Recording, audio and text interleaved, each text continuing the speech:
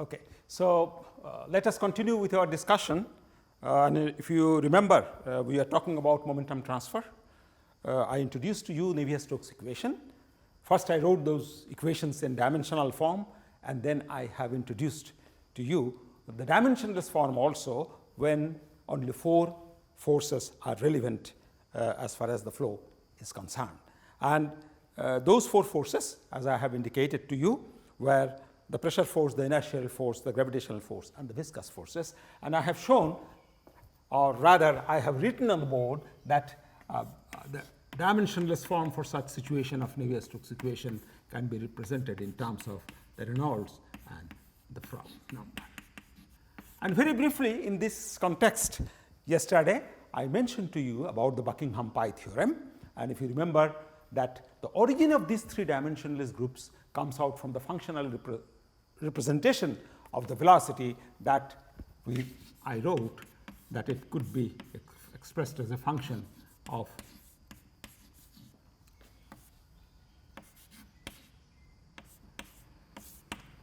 the velocity is a function of the characteristic length, it is a function of viscosity, density, acceleration due to gravity, and delta p. That is the pressure gradient. So, you have 6 different independent plus dependent variables, and if you subtract 6 from 3 from 6, and this 3 represents the fundamental units which come in all these expressions, because you will find a length scale, kg is involved, for example, in pressure, it is a force term. So, Newton per meter square, it is kg meter per second square. Similarly, if you take L, it is just the length scale, it is meter, and on the other hand, if you take density, it is going to be kg per meter cube, and if you take g, for example, it is going to come out to be in meters per second square. So, all length scale, mass scale, and time scale. So, this is the mass, this is the length scale, and this is the time scale, small t. Okay? So, you have 3 fundamental units involved in these 6 variables, and this tells us that the number of the pi groups that the functional relationship can be expressed, these dimensionless groups would be 3, and they are respectively as I have indicated, and I have introduced that definition as well.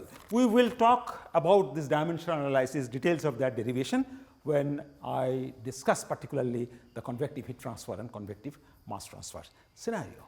Now, let us proceed further. I have only shown you the Navier Stokes equation, for example, in a Cartesian coordinate system. We can write the equation as I have indicated to you in cylindrical polar forms also, and we can write those equations in spherical coordinate system also. So, you have to understand the dimensionality of the problem, which is an appropriate coordinate system in which you want to represent the system, and then pick up the equations. And I want to now show you, the equivalent set of equations for an r theta z coordinate system, and I will explain it in the context of a simple pipe flow problem.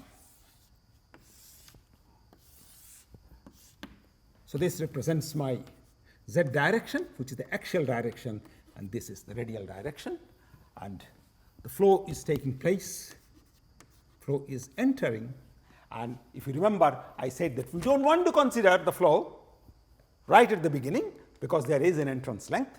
Now, before I discuss this problem, I want to introduce also that what is an entrance length. For example, I consider that there are 2 parallel plates, stationary parallel plates, through which fluid is flowing, and this is the center line, and the flow is coming this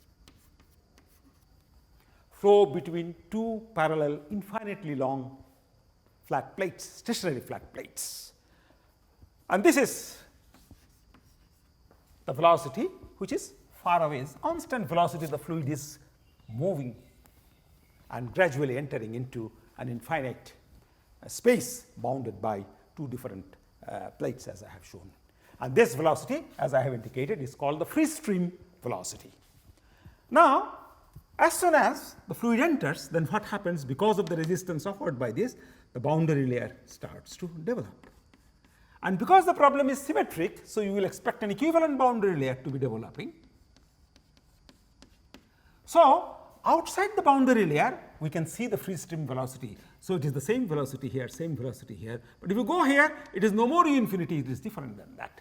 But at a certain point, the boundary layer merges, So, the free stream characteristic vanishes beyond this point, and this is known as the entrance length and denoted by L sub E.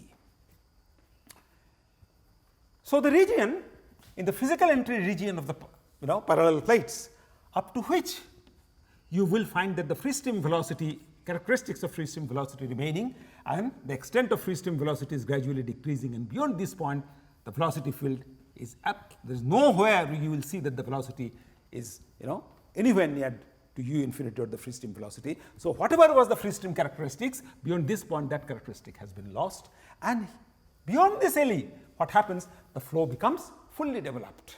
Okay? And fully developed definition I have also introduced to you, that we will have a constant pressure gradient, and we will see that along this direction there is going to be no acceleration of the flow itself. And typically in all classical scenarios like flow through a cylindrical pipe or flow between parallel plates, the entrance length is given. Okay? One can do this exercise, and if this represents the age, the entrance length or the dimensional entrance length is given as 0.01 into Reynolds number. And this Reynolds number, I would say, I will represent it as age because this is deduced on the basis of the characteristic length. And I have also introduced to you that in the case of flow between parallel plates, if you perform the calculation, you will find that the characteristic length will come out to be the distance of separation between the two plates. So, it is the Reynolds number based on the distance of separation between the two. So, therefore, I have introduced this parameter also. Similarly, when you have a free stream velocity entering into a cylindrical pipe, equivalent scenario is going to take place. So, we can say that we will have a boundary layer, and then beyond this point the flow is going to be fully developed. Okay? Now, let us not initially do the fully developed part. Let us just look at this scenario in terms of a two-dimensional scenario, because we have a Vz velocity, we have a Vr velocity, and that it is an axisymmetric. So, therefore, we would expect that the third component, the gradient of the velocity along the theta direction, I have also introduced to you that the definition of an axisymmetric scenario is this. You may put here velocity, you may put here pressure, you may put anything. So, there is no variation along the theta direction itself. If it is a two-dimensional velocity, so the moment I say it is a 2D axisymmetric scenario, and I am saying that basically in this case V theta is going to be equal to 0. Now, you can imagine also, for example, you have one cylinder here, the other cylinder here, and if you rotate this inner cylinder and if you try to analyze the flow here, you can find that look, there is going to be a theta component of the motion, because you are rotating this, and as a result of which the fluid which is contained between this. So, there are two concentric cylinders here, and the annular region is containing the fluid. The moment you start to rotate the inner cylinder, then of course you have, this is also an axisymmetric scenario, but the V theta is not going to be equal to 0. Okay? So, that you must remember. So, in this case what I am saying here is that it is an axisymmetric scenario, because there is a line of symmetry, the conditions on this side and conditions on this side are identical, and on top of that I am saying that there is going to be V theta is going to be, there is no rotational component of the flow, whatever flow components are there. Of course, we understand that beyond the fully developed region, the flow is going to be predominantly in the axial direction, exhibiting gradient along the radial direction itself. So, just like the way I have shown an entrance length versus, this is a dimensionless entrance length. Okay? So, and this side is dimensionless and this side is also dimensionless. So, similar relationship can be obtained for the entrance length also. The entrance length versus Reynolds number relationship could be something for laminar flow and something for turbulent flow. I am going to introduce that a little bit later, and talk about more about turbulent flow when I talk about the industrial flows particularly, which are characteristically turbulent in nature. So, if I write down now the equation of continuity So, for a three-dimensional scenario, for example, for this if it is a Cartesian coordinate, that we have a z direction as this, sorry, x direction as this, z direction is this, and y direction is this, and this is Vx, this is Vz, and then this is Vy. If you recall that with the three components, I have written the mass continuity equation and the three corresponding equations of motion. In this case also, I can write down that since we have three different components, Vz, let me not simplify at this stage, we have Vz, Vr, and V theta. And as I said, that the moment I want to deal this problem as a two-dimensional axisymmetric problems, I may consider V theta to be equal to 0. Okay? Now, I will have a corresponding, so we have a theta coordinate which is shown like this, okay, the azimuthal direction, axial direction, radial direction, and the azimuthal direction. And then we can write the overall mass continuity.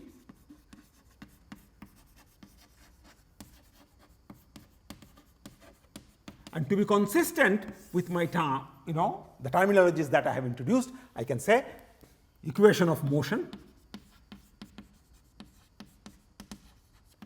along axial direction, and in this case equation of motion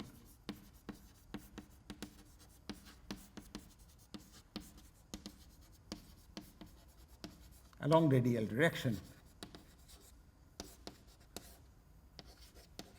And I can also write equation of motion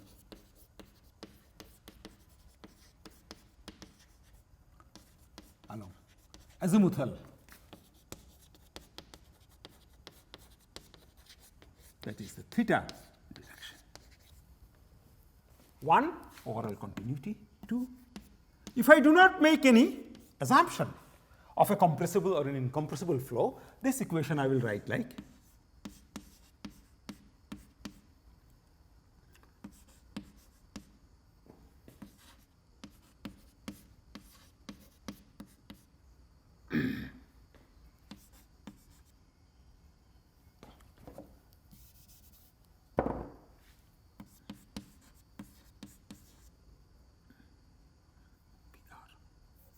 Vr, okay, by dvz dr plus v theta, and this is going to be dvz.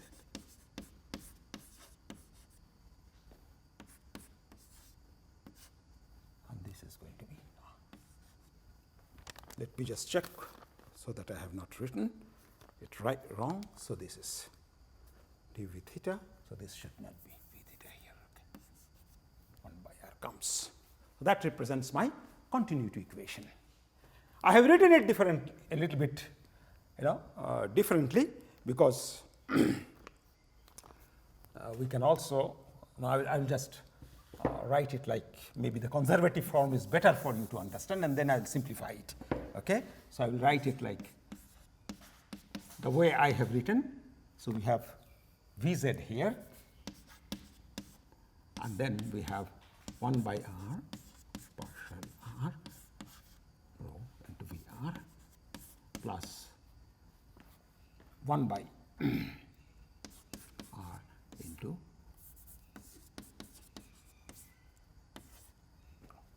theta. That's what is this particular equation, okay, and this is equal to 0. That is our conservative form. The moment the form which I just now erased, what I was doing, I was trying to now simplify it for an incompressible flow, and then the moment incompressible flow assumption I apply, then what happens? I split this derivative into two parts, okay. The moment I put in two parts, one part would be rho times partial Vz with respect to z plus Vz into partial rho with respect to z.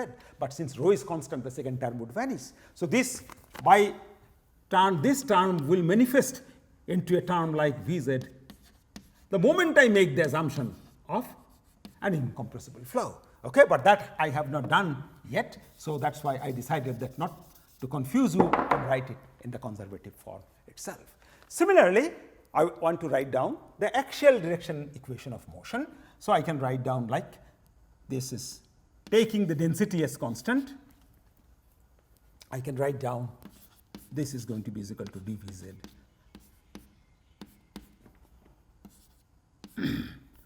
vz to dvz dz plus vz vr into dvz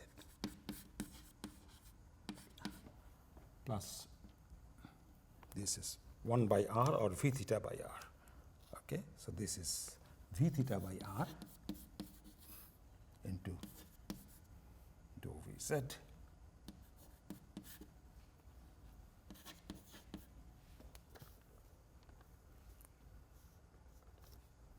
and this the three components, and then we have the pressure gradient here minus del p del z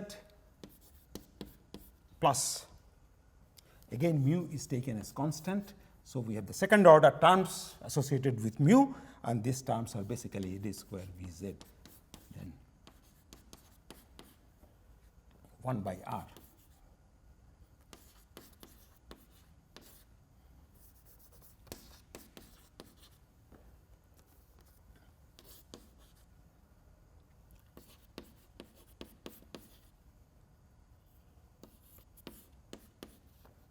By r square. This comes because of the coordinate transformation, okay, from Cartesian to this r square feature. R and r square feature comes from coordinate transformation, and this is going to be d square vz.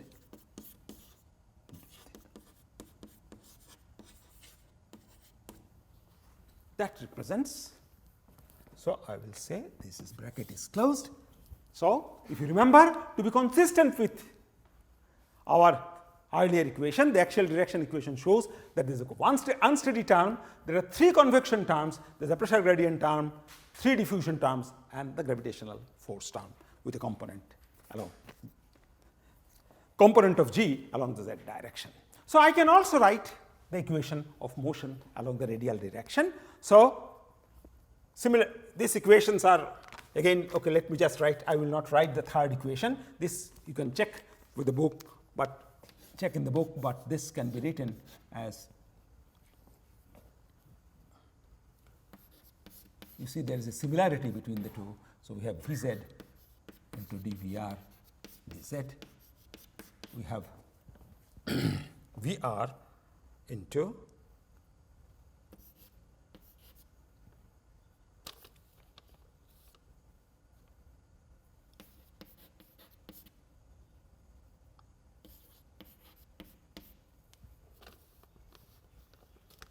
by r square dv r d theta, and then there is another term which comes here is an additional term because of the coordinate transformation, okay, which is del v theta. This is the term I was talking about. Such terms in axisymmetric flow will vanish because there is no, the gradient along the theta direction is not there. So, any derivative with respect to theta will vanish out in the case of, and then we have the pressure gradient along the radial direction. Then we have the three different terms, the second order terms, and these second order terms basically are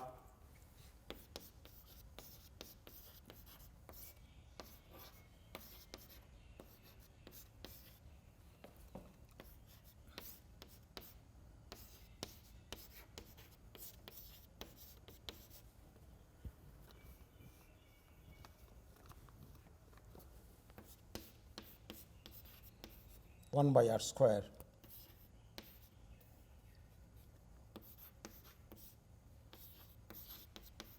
bracket is closed, no, not yet, there is one more term, minus 2 by r square into v theta with respect to d theta, and then we have plus rho into the components. And so, the third equation I have written, second equation I have written, and the first equation also I have written, the overall continuity. And I think since in this context the theta direction is not, I am assuming that it is a basically two-dimensional flow, there is no theta, so therefore, I will not prefer to write down theta. Now, the moment I say that there is no theta, so we must understand that this term associated with v theta really does not exist for us. Okay? So, therefore, all the term you will see that the v theta term are going to vanish. Actually, the fourth equation will therefore look like minus del p del theta. This is equal to 0. That is the statement of the fourth equation, because this term, this term, this term, this term, and all other terms in the fourth equation are going to vanish, because the system does not contain v theta. So, therefore, only the which says that there is a constant pressure gradient along the theta direction. That is the statement of the fourth equation. Now, the moment I consider that, look, after this point the flow becomes unidimensional, flow is fully developed, okay? And the moment I say that, look, if it is incompressible flow, then this term is going to be equal to 0. For v theta is equal to 0, this term is also going to be equal to 0. And if you want to analyze the fully developed region, in that case we can say there is only the flow along the axial direction, there is no flow component in the radial direction. Axial and radial components are. So, if you want to analyze the entire domain starting from, this is suppose z is equal to 0 and this is z is equal to L. If you want to do the know the flow field within the entire domain including the entrance region, then of course you cannot drop the radial velocity component. But beyond the entrance length, if we are concentrating on the region which are beyond the entrance length where the flow is fully developed, so therefore we can say that in the fully developed region this term is also going to be is equal to 0. And as a consequence of this, what we get from the continuity equation will boil down to, I will now write that earlier what happens, I had the velocity, okay, axial component of velocity Vz as a function of, so we have v theta is equal to 0. Now, I am saying it is a one-dimensional fully developed flow, so Vr is also equal to 0. Now, Vz earlier was a function of r, theta and z. Because of axisymmetry, it comes out to be Vz as a function of r and z, but the application of this equation that we find from the equation of continuity, simplified continuity for incompressible flow, for unidimensional flow, it boils down to dVz, dz is equal to 0, which essentially tells us that Vz is not a function of z. So, therefore, this is going to be further translating that Vz is going to be a function of the radial component only. So, we have applied the equation of continuity. Now, let us apply the equation of continuity into the first equation of motion. So, this equation will also not appear significant for us, because of the simple fact that we are considering a one-dimensional flow field, we are considering the flow field to be in the fully developed region. Let us look at this equation, turn our attention into this equation, okay, which is the axial direction momentum balance equation. And if we look at this equation now, we can simplify this term. We can say that this term is going to be equal to 0, because we are considering a steady state flow phenomena. In steady state, nothing varies as a function of time. So, as a result of which we can say the variation of Vz with time is going to be equal to 0. Vz is not. So, if you put a probe to measure the velocity, and if you find out that at 10 o'clock, 11 o'clock, 12 o'clock the velocity remains constant, then we will say that the flow field is a steady flow field, or the velocity at that particular point is a steady velocity because it is not changing as a function of time. If you remember, from the continuity, Vz is not 0, but dVz dz, that is the partial Vz with respect to z. That is the right way to read that term. We can say that from the continuity equation, it turns out that this term is going to be equal to 0. I repeat again, from the continuity, it follows for unidimensional flow, axial flow, this term is going to be equal to 0. That Vr is going to be 0 this term is also going to be 0, that there is no v theta, so therefore, this term is going to be equal to 0. So, the left hand side becomes 0 for this equation the moment we are looking at the fully developed region of the flow. Okay? Let us look at, we must understand that this stays here, and what we have said in the context of fully developed flows are characterized by a constant pressure gradient in the streamwise direction or the principal direction of flow. And we will also see this term continuity essentially tells us that there is no acceleration along the z direction, the flow is constant. Wherever you measure along the axial direction, the flow remains constant, so there is no acceleration of the flow, it is constant along the streamwise direction. So, del P del Z stays, it is a constant term, we must understand. Now, let us look at whatever is there within the bracket. Now, this term again comes out to be 0 from the continuity equation, and this term comes out to be 0 because it is an axisymmetric process, theta is Vz is not a function of theta. So, therefore, this term is going to be equal to 0, this term is going to be equal to 0, and the component of Gz along the axial direction is also going to be 0. So, therefore, I am left with only two terms, one is the pressure gradient and one is the second order derivative. So, this partial term now can be represented in terms of an ordinary differential equation, because I have shown that the moment I dictate that Vz is a function. Okay? So, initially what I said that Vz is a function of r, theta, z and t. The moment I make it steady, then it becomes a 3 dimension. The moment I make it a 2 dimensional flow, it becomes this. The moment I make it a fully developed flow, then I get Vz as a function of r. So, therefore, I am now left with only two terms as far as the axial direction momentum balance equation is concerned. The radial direction momentum balance is not significant, all terms are 0, and this term will come out to be del P del R is going to be equal to 0. That is the statement of the equation. We did not do, there is no velocity per se along this direction, there is no Vr, there is no V theta, so we are not concerned. So, the simplified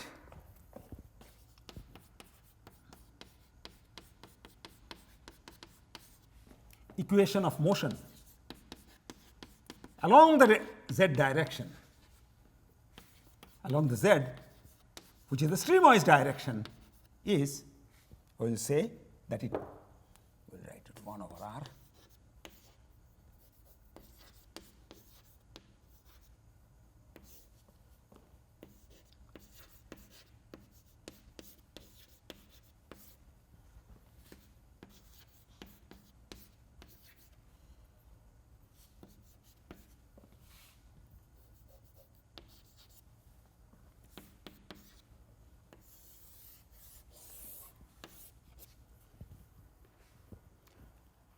This equation one could have derived by performing a shell momentum balance by taking a small little cylindrical volume element within the flow domain.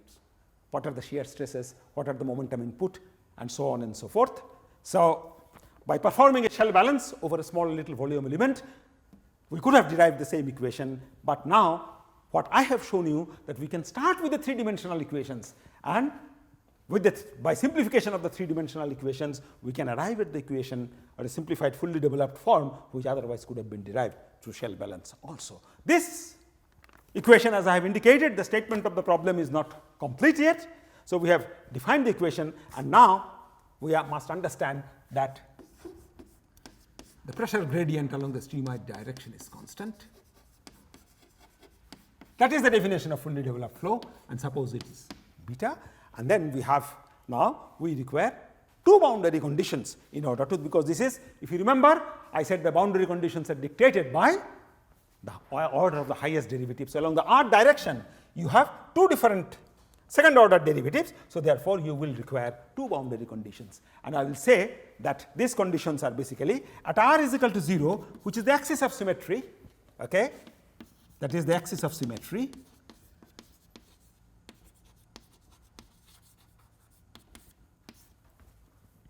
And we have velocity gradient v theta vanishes along that direction, passes through a mixed maxima or minima. So, at the axis of symmetry, r is equal to 0, which represents this particular line, okay, and there we have a symmetrical condition. So, therefore, the velocity is going to be symmetrical about the radial direction, and that is the condition. And at r is equal to r, which is the wall, we have the no slip condition here, and therefore, Vz is going to be equal to 0.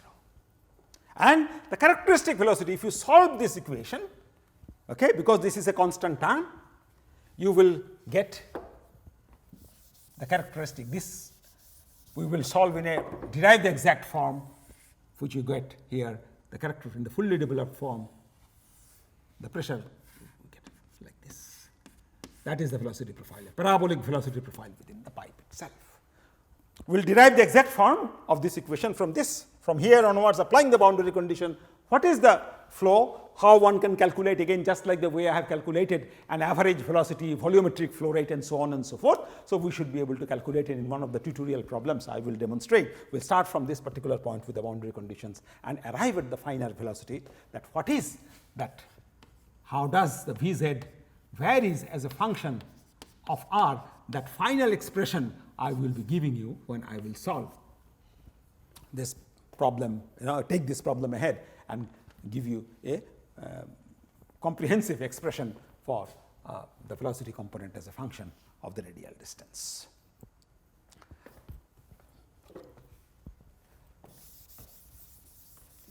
So, therefore, it is possible for us to start from the Navier Stokes equation. We have to, as I said, and I have been repeating this again and again, so that you register that you, once you read a problem, you make a drawing of the problem, okay, this physical scenario, and then you level the coordinate system, identify that, what is the dimensionality of the problem, what is the appropriate coordinate system, and so on, and then you pick up the set of the 3 momentum balance equations and the continuity equations and apply your simplifications into the governing equation, logically thinking about the problem, and then arrive at the final form. So, in many of the cases, we should be able to find out. Always we need not do it. For example, a fully developed region. For example, we may encounter a scenario in which we have a flat plate, okay, and there is a flow over a flat plate. And this is basically a 2-dimensional problem where I have an xy. So, we can take the 3 dimension. So, we can say that Vx is there and Vy is there. So, we can write down the equation in Cartesian coordinate system, the equation of mass continuity and the 3 equations of motion, throw away the third component, which is the z direction, because it is a 2-dimensional problem, and then within the 2-dimensional problem also we should be able to make certain simplifications depending on the scenario. For example, you remember in certain context, in this case what I have dropped the variations with respect to theta, taking into account that the problem is axisymmetric. I have also considered myself in the fully developed region, so that I can throw away the radial component of the motion also and regard only the axial component of the motion. Now, in certain cases, for example, in this case there is no fully developed flow, but there is a scenario, okay, because if you remember, we have momentum transfer, x momentum ux, and we have a first order derivative, that is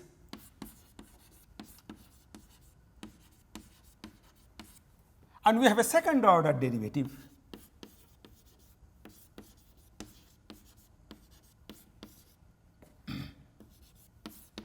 what does this indicate?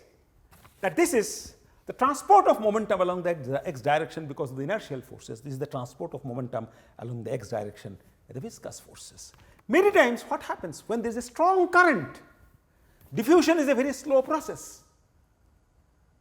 Okay? So, therefore, the convection can predominate along the x direction. This may not be true for the transverse direction, but for the axial component, when I write the axial momentum balance equation, I can throw away this term by considering the fact that because there is a strong current, so in this direction diffusion is slow, on the other hand the flow itself is very fast. So, this term may be going to be 2 order of magnitude or 3 order of magnitude greater than this. So, therefore, we may not require this. So, this kind of a flows what we encounter, here it is, we said that it is a fully developed flow, these are called parabolic flows along the x direction. Now, you see the space coordinate this x coordinate has highest order of derivative was 2, but the moment I have dropped this term, the order of the derivative has become single. So, it is behaving like a time coordinate that we can have a marching solution in this direction, just like the way given the solution at t is equal to 0, that is the initial condition, we get the solution at t is equal to delta t, t is equal to 2 delta t, 3 delta t and so on. So, at x is equal to 0, if the solution is given to us, that at x is equal to delta x, 2 delta x, using the same time marching principle, one should be able to. So, you can get certain simplifications done considering the physical scenario, and that will allow you to reduce the task. And what happens is, the equations that I have written in the complete form, these equations as such are not amenable to analytical solutions, that you will sit down in your office and you will use a calculator and you can solve it, because these are partial differential equations. And you can see these are coupled equations. If you have remember here that Vz, Vr terms are there. Okay. So, therefore, the velocity components are coupled with each other. Vr depends in the Vz equation itself, there is a Vr, and this Vr we have a separate momentum balance equations. So, the flow components are mutually related. So, that is why we say that it is a non-linear equations basically. Okay. It is a non-linear equations, it is a multidimensional equation, multidimensional phenomena. So, these equations or the entire or the total or the complete framework is not amenable to analytical solution. So, therefore, in its entire form, in its exact form, for a fully 3-dimensional scenario, people what they do is normally they resort to writing computer programs. There are numerical methods which allow one to solve these equations very effectively. That is a separate subject altogether. We call it as a numerical fluid flow and heat transfer, which tells us the fundamentals of solving the set of Navier Stokes equation and the equation of continuity for a wide variety of flows. And we have many computational procedures which are now available.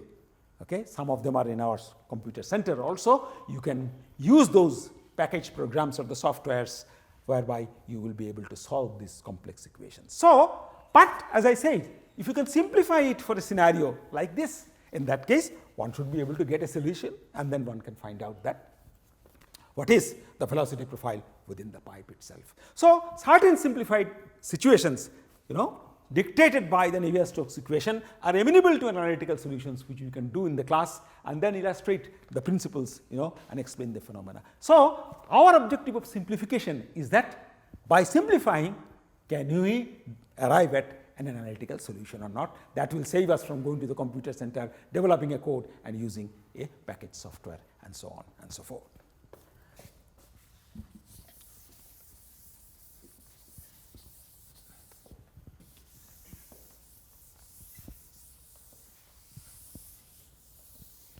Now, I want to introduce one term called the creeping flow, and it is a very important subject for us. Creeping flow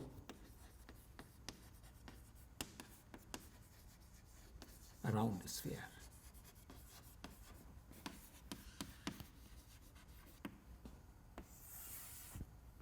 But before I discuss this problem, I just missed one point which I want to address here, that in the context of pipe flow problem, okay, I have just now shown that if this is the entrance length and then we have a fully developed flow,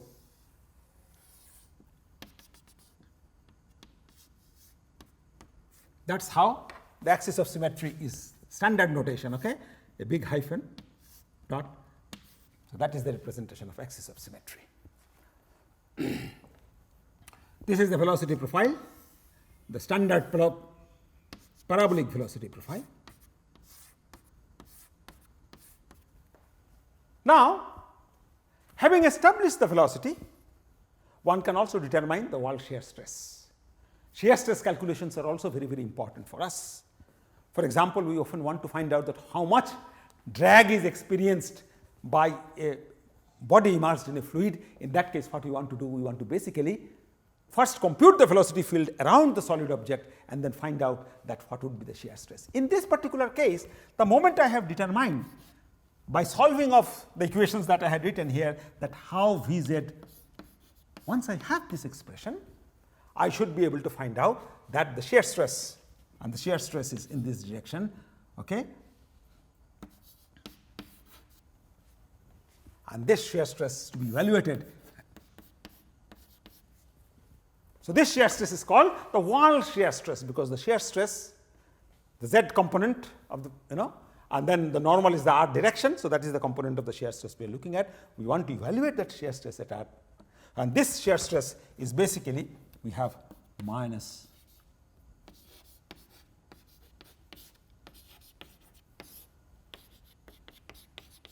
how can you evaluate? The moment Vz as a function of r is known, because this is, although I have not derived this equation, Vz as a function can be given to you by solving the equation in conjunction with the boundary conditions. And as I said, I repeat again, we will be doing that explicit and show you the explicit solution in the tutorial class we will be doing 2 days from now. So once we have obtained the expression for Vz, okay, and I think if I remember it correctly, this one can give something like this also, 1 divided by r square by capital R square, something like this. And then you want to find out that what is Vmax? That Vmax is to be found out, and this is actually Vmax is equal to 2 times V average. And I told you that how can you find out V average? That also I have shown you the average velocity calculation. The moment the definition of V average is, we will integrate the velocity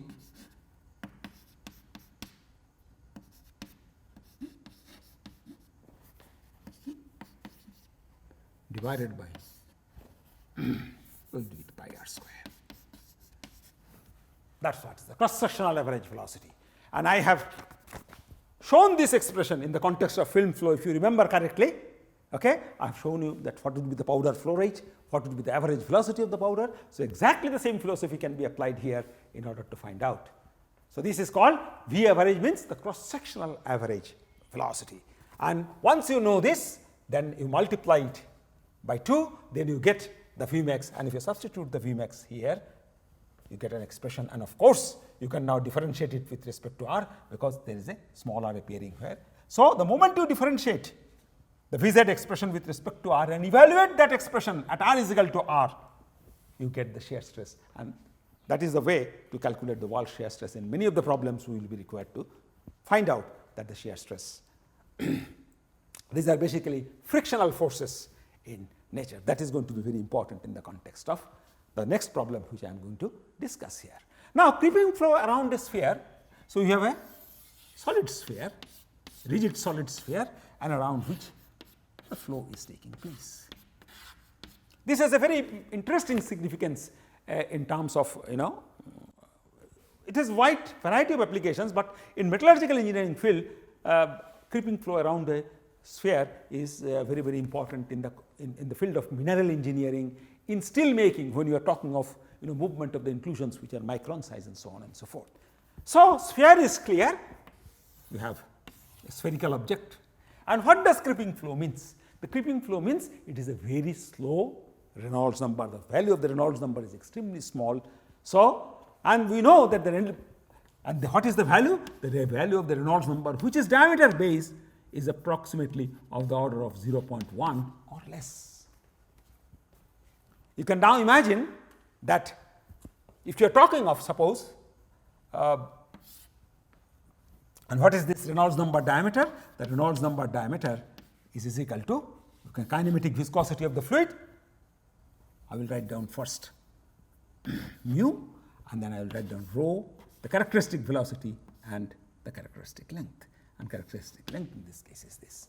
And mu by rho is what is known as nu, so I will erase this. So this is called the kinematic viscosity, which is dynamic viscosity divided by the density of the fluid, which is taken to be constant because these are state properties. Now, if you imagine that if you have a 250 micron size inclusion, this u is the velocity, and this velocity, I will obviously not know the velocity here. These velocities are basically taken to be the free stream velocity, far field velocity from the sphere. Okay? So the Reynolds number would be, suppose steel has a kinematic viscosity. If I apply the properties of steel, this is something like 10 raised to the power extremely small kinematic viscosity. So that it is about 0.001 divided by 7 divided by 7,000. That is roughly. So, this is the molecular viscosity or dynamic viscosity of steel, liquid steel, and this is the density of steel, which essentially tells us that this is of the order of 10 to the power minus 6. So, this value we have substituted.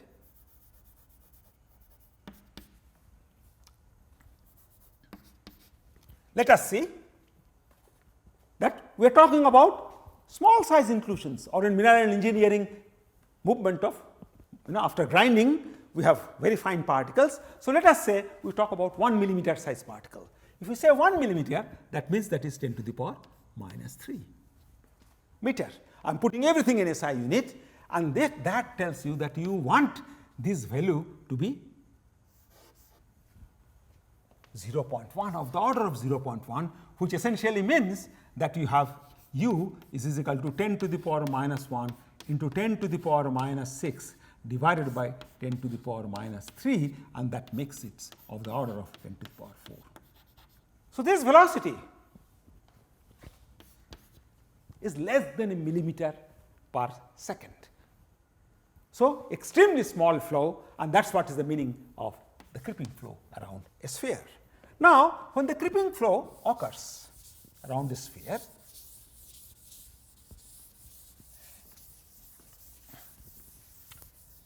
and the sphere is either rising or settling with what is known as the terminal velocity. So, as I said, if the sphere is denser than that of steel, that of liquid, in that case the sphere is going to be settling down. Just like the way if you take a tennis ball which is lighter than water, if you put it in a swimming pool, it is not going to go in.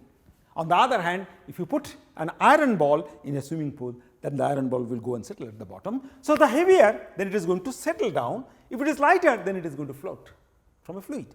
If it is floating or it is rising up, we will call it terminal rise velocity. If it is settling, we will call it as a terminal settling velocity, and the moment we say use the term terminal settling, we essentially mean that the velocity is not changing as a function of time. Okay? It is not changing, there is no acceleration of the particle. Okay? It is neither changing as a function of time, nor it is changing as a function of distance of settling. So, it remains constant throughout, and this terminology essentially implies that when a fluid is moving with a constant velocity, now we apply again the Newton's second law, then what is the net force? The net force acting on the system is going to be equal to 0. That is the condition.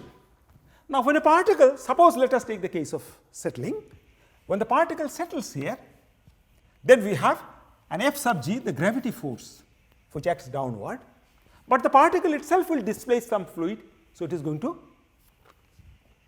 experience a buoyancy and it is going to be upward. And suppose we say that our coordinate system, I have insisted that all the time, please label the coordinate system. Z is taken to be, I can say that this is Z is equal to 0 suppose, which merges with the center, and then the Z is taken to be positive in this way. If the particle is settling down, a settling case, then obviously drag is an opposing force. So, drag force is going to be acting in this particular direction. So, therefore, this expression that the algebraic sum of the net forces acting on the sphere is going to be 0, the expression would be Fd plus Fb is equal to F sub g, because these are upwardly directed force. So, if you do this balancing, then we will have the expression where r is the radius into delta g, delta rho,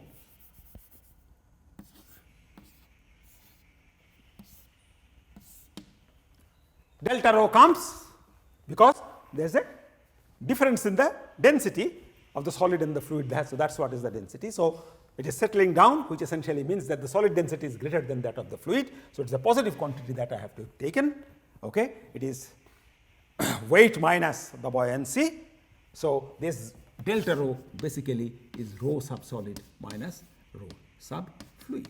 That is what is the definition of this. And this is going to be equal to the drag force, and this drag force can be written as 6 pi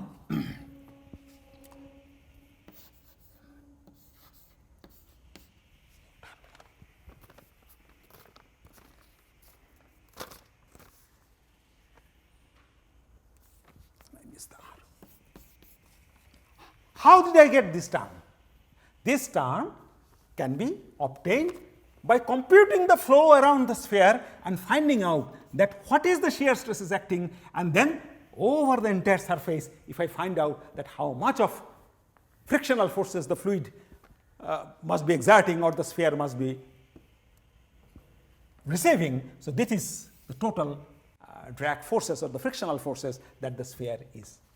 So, for every problem, just like the way I have demonstrated that I can have a pipe, there is a flow through pipe, I determine the velocity field, I determine the gradient of the velocity field, and I evaluate that at the wall, then I find out the wall shear stress. Similarly here, I determine the flow field around the sphere.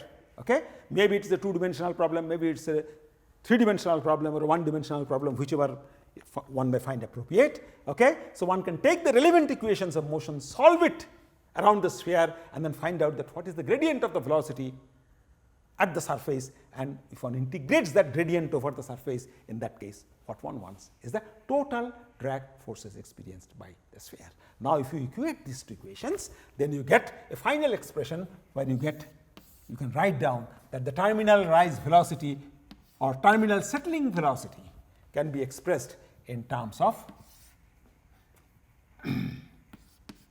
2 by 9 mu, and this is g delta rho into square. I will say dp square, where dp is equal to 2 times r. A simple equation now. So, you can find out that one divided by another, what should be the case, and that is what you can find out. Okay. And this is 2 by 9 r square. Okay. So, this is 2g delta rho, this is written as r square, not dp. Or we can write it as 18 also, and then you can write it as.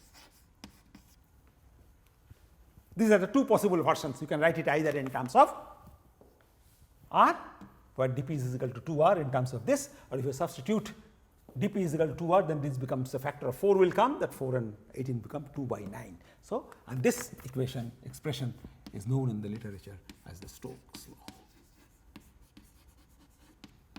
For the settling or rising of small mineral particles during gravity separation, or rising of smaller inclusions which are generally lighter than that of steel or other basic materials, metals, okay, one should be able to calculate their rise velocity and examine that whether the inclusions will rise in a given time or not, and in order to do that, one can apply Stokes' law. Of course, the Stokes' law assumes complete wetting of the surfaces, but all our solids that we are interested in, particularly in metals processing units, may not be completely fully wetting, and therefore these equations may not be entirely applicable. But once you know these limitations, you can at least get an order of magnitude value of the settling or the rising velocity by applying the Stokes equation. So, this is all the things that I wanted to talk about the Navier Stokes equation. Now, we will talk about the macroscopic mass momentum and energy balances, because in this case what I have shown you that really we are looking for a framework that allows us to find out the velocity at a particular point at a particular time in the system. So, detailed mapping of the flow was the objective of this exercise, but there is a class of problem where the detailed mapping may not be necessary. For example, you have water supply in your colony, for example, through pipes. You do not bother, whether the velocity is 2 meters per second or 2.5 meters per second at individual locations. What in those cases you are interested more is to find out that if I put a pump, can the pump supply water in the house at a certain rate or not. In those cases, calculation of the macroscopic parameters like the pressure drop, the pump power, etc., are far more important than getting information on the distribution of flow parameters within the field or the domain of interest. So, we will address that in the next lecture. Thank you.